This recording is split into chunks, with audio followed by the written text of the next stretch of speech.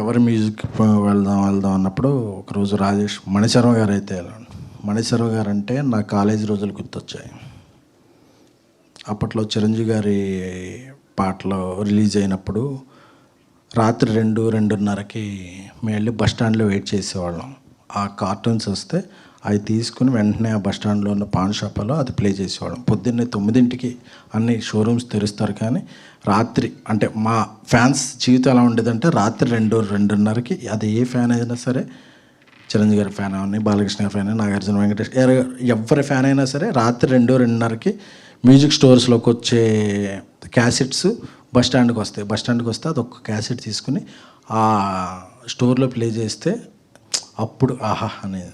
అప్పుడు మణిశర్మ గారు నేను ఫస్ట్ విన్న పాట సారీ సారీ సారీ అని బావగారిలో ఉన్న సార్ థ్యాంక్ యూ మీరు సారీ అన్నారు, కానీ అప్పటి నుంచి ఇండస్ట్రీ మీకు థ్యాంక్ యూ సార్. నాకు మణిశర్మ గారు అనగానే నాకు బల్బులు పగిలిపోయినాయి. ఇదేంటి మనం